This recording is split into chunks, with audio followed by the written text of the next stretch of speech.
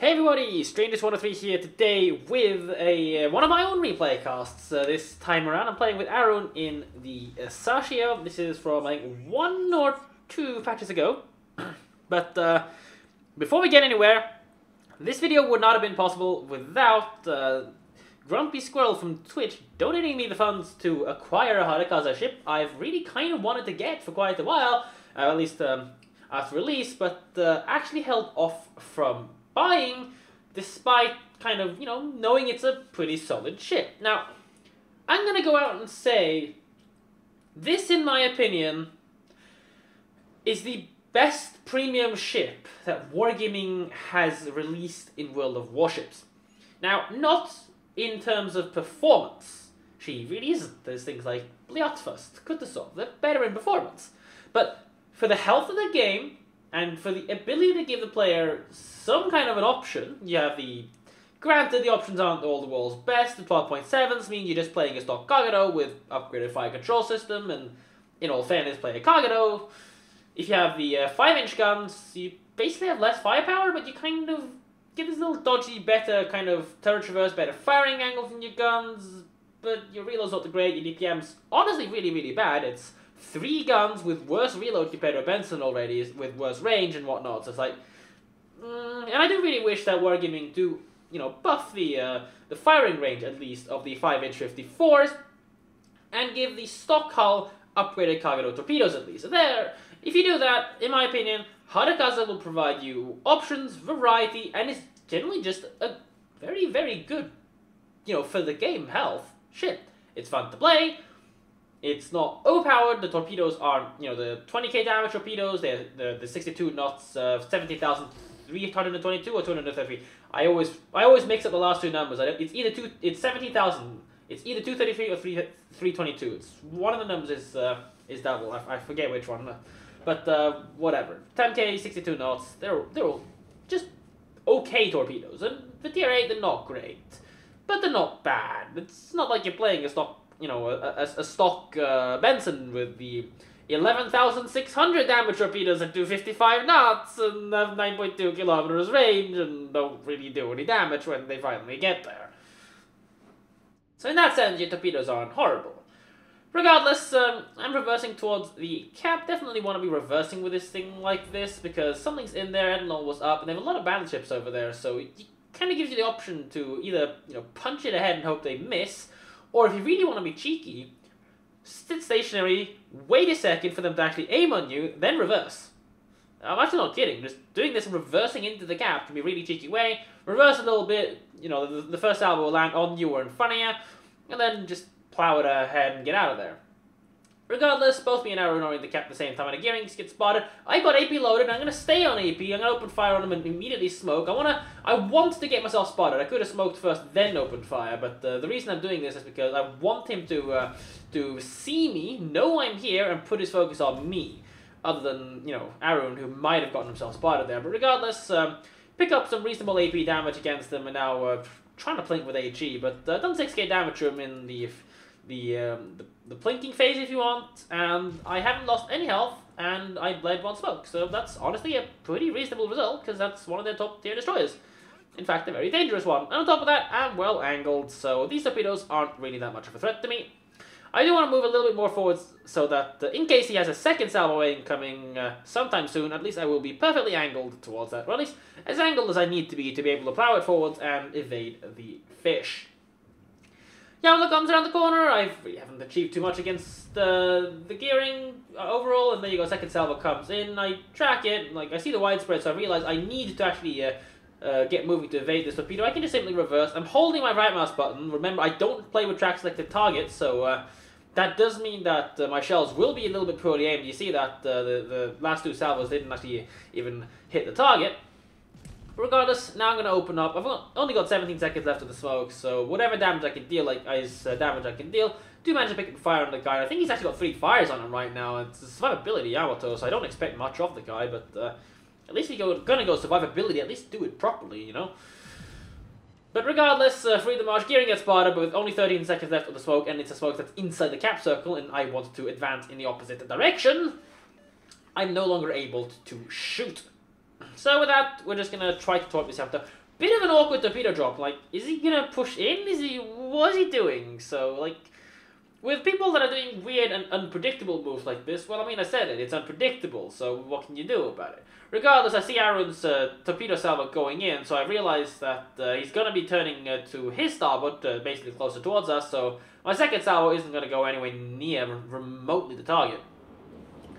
But still, I picked up 20k damage already. He's even seems like he's continuing to turn. If he hadn't locked his rudder into that turn, he could have pretty easily have evaded the torpedoes. He's damage control party, so he doesn't actually have something to fix that flooding, so that's going to be a lot of free damage for me to pick up. Arminalol's taking a fight with the enemy Edinlol. Think about that kind of an engagement is that the Edinlol isn't actually Citadel vulnerable, so if he gets a good broadside against the Minolol, who's by now angled and therefore no longer a problem, the Edinlol can actually beat a Minotaur quite easily. Regardless, the damage is still ticking, so it's one torpedo for like a free damage, really, and I'm not going to complain about it. No smokescreen, and I don't really want to use a smokescreen to blink the Yamato either. Aaron probably has more torpedoes loaded and is going to dispense them liberally against this Yamato. And there you go, Modem heading in. He kind of needs to be careful with his launch though. If he aims it anywhere inside his gap, the guys behind there are actually at risk of taking them.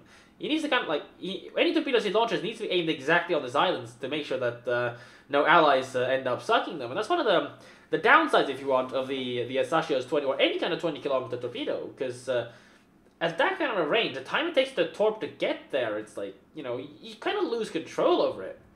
Regardless, looks like a Minotaur is coming back. I'm hoping he wants to go north so I can go south and cut the guy off, and Aaron actually torps and floods the Yamato down, so no liquidator from me, not like I would have gotten it.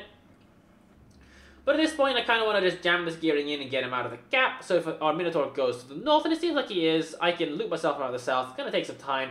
Granted, the way we played this, in all fairness, the Minotaur should have headed south because he was heading, you know, he had the option to turn.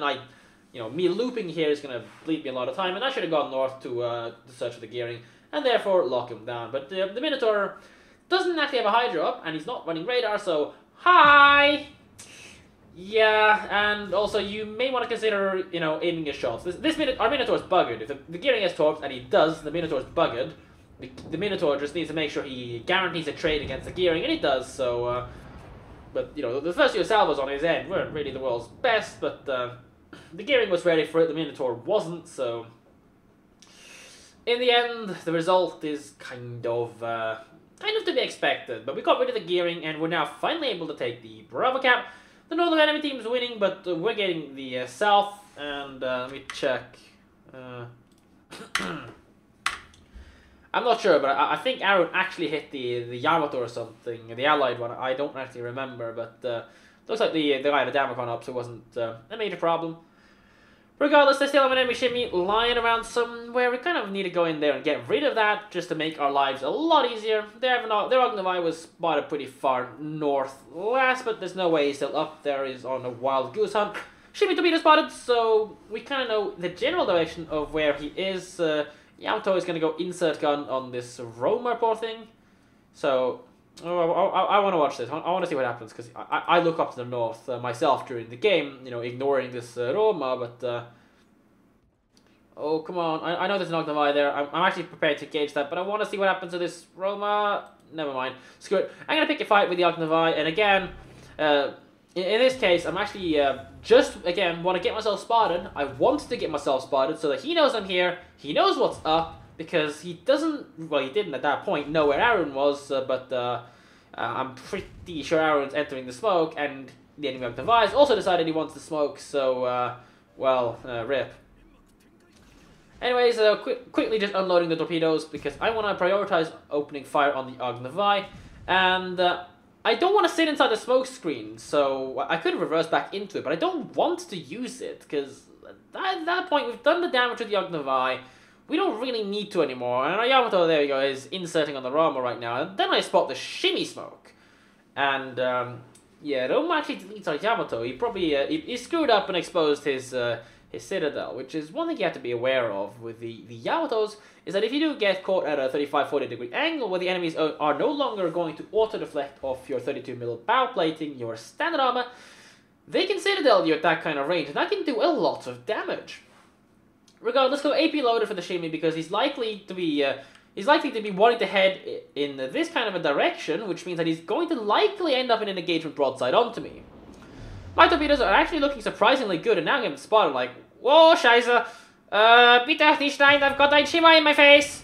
So if he has torpedoes, and there you go, I'm bouncing my AP. I needed to aim a little bit farther ahead, but there you go. I'm mostly just going to overpen him like that. He's prioritizing torping me instead of shooting at me, which is fair because I've got way too much health. I don't know how I have a smoke, and that was really horribly aimed, so I should have swapped to HE, and I'm about to do so, taking a pretty nasty salvo incoming, but I dodged the torpedoes, got to go for a second, then he finishes them off, and I'm screaming at Aaron like, smoke!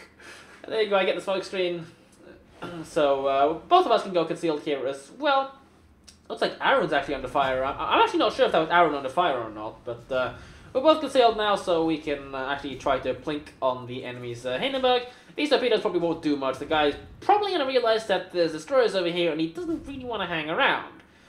Now, I should, at this point, and I'm about to swap the AP, there you go, I should be reversing myself behind this island so I can't actually get my, my backside torpedoed. Against a broadside Hindenburg like this, I should be able to deal some reasonable damage with AP. Granted, I'm still at 7k range if I was closer, and our Armagi from over there actually wipes an away-turning Hindenburg. That's very, very rare. Away-turning Hindenburgs are incredibly difficult to delete with Battleship AP. It's very, very rare. Most of the time you just overpen them. Especially if you have large caliber guns with high penetration and, you know, longer arming time in that sense.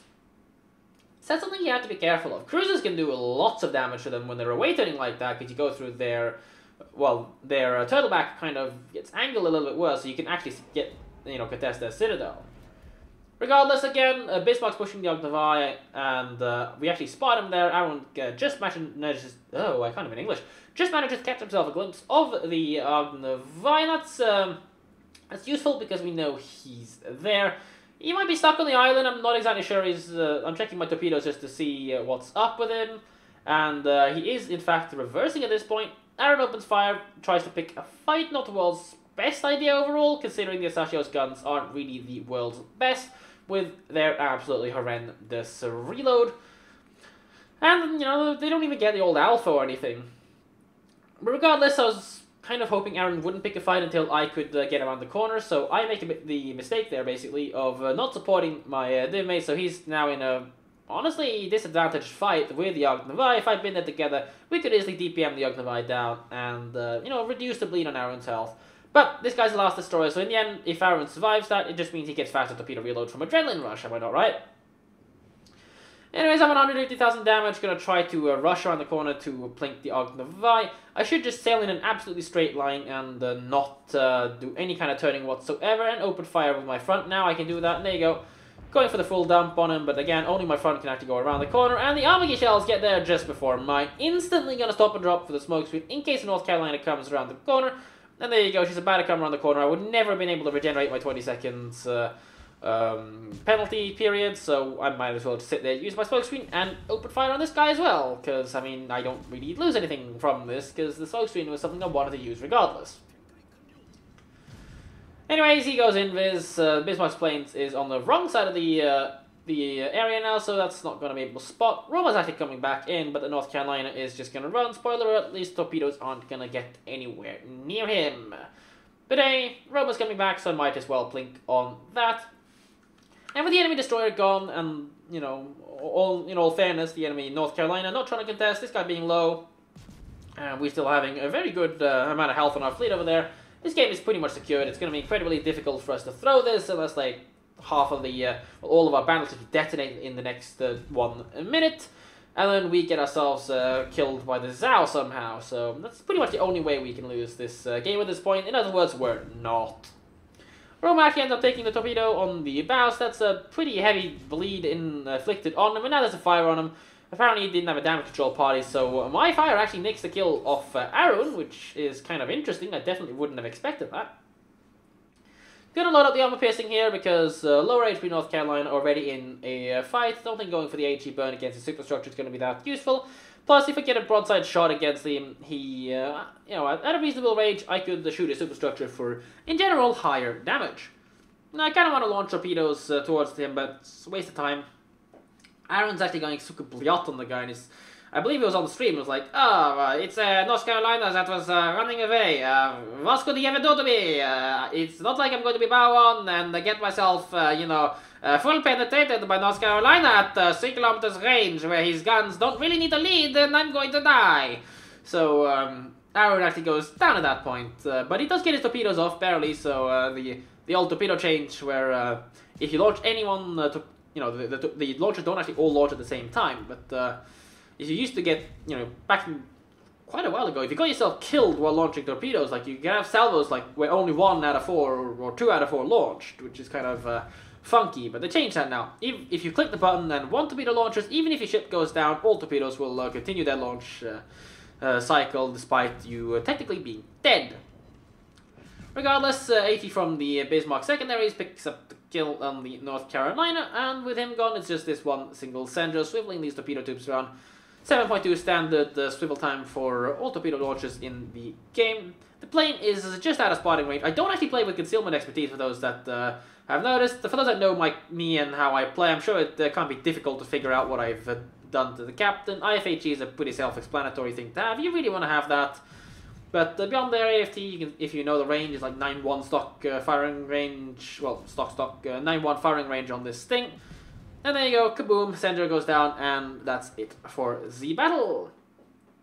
I don't actually have the post-battle results screens. I never actually saved them. It's, I guess I should have, but I didn't really figure it was that incredible of a game. But I think I had like 3 torpedo hits for that, so, the double on the... Actually, all 3 of them were Yamato hits. But the first flooding on the Yamato definitely did a good job for my overall damage farming throughout the game, so I can't complain about that at all. Other than that, most of my damage was either damage over time from flooding, fire, or actually from just upfront shooting at stuff with my guns. Not too bad of a thing to do with the Harekaze. Definitely, you have the capability to do that, simply because you have pretty good DPM overall. I mean, you're lacking 1 turret from the IFHE, but, compare this to the IFHE, I mean, realistically, that's... Like, it's basically a mix of IFHE and the Kagero. You have a Kagero hull, stock, granted, so, but you also gain the IFHE gun, so you get the anti-aircraft value from that, and you also get the DPM, the firepower, and the AHE spam with IFHE, along with very devastating, especially if it's like gearings and carbos that are pushing into you. You don't have the health, though, but you have the maneuverability at least, so... If you do run into something like a gearing or a carbo, then a broadside to you at close quarters, like sub 3 kilometer range, you can smack them for 3,000 to 4,000 damage every 2.5 seconds with your DPM. And granted, they can hit you for the exact same, pretty much the same. But these are tier 10 destroyers we're talking about, and you're tier 8, so the amount of damage you can deal out is pretty sick. So you don't really want to let them DPM you. And that's the thing. A lot of people have this natural tendency, if you want, to just auto default to shooting HE once you have IFHE with the IFHE. You do have to consider sending some AP out of the guns of these things, because it is actually pretty strong. But regardless, I hope you guys enjoyed this replay cast. I again would like to thank Grumpy Squirrel. I really appreciate your donations. Without that, I would not be able to enjoy honestly very comfortable, fun ship like this, and also in my opinion, just the best premium ship that Wargaming's actually given out in terms of, is it fair for you? Is it fair for the enemy? Pistachio. Is it powerful? Is it good? Yes, it is. It's good. Is it too powerful? Definitely not. It combines just a good versatility without being, simply too strong. So, I think it's, I think this is honestly the direction that Wargaming should go with their premiums, and not so much go with this weird, look at the Asashio, 20-kilometer deep water torpedoes that only hit battleships and carriers, so if you get a game without battleships and carriers, you can go poke yourself because your guns are completely useless. Well, they're not completely useless, they're just not great.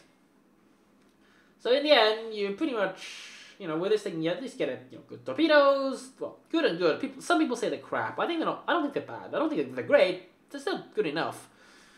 A good option of guns. The 12.7s are meh, because it's just the stock Kagero. 10 centimeters need IFHE, but the 5-inch 54s, in my opinion, need either a range or a slight DPM buff to make them a little bit more viable, but, hey. Hope you guys enjoyed this, take care, and I shall catch you guys in the next one.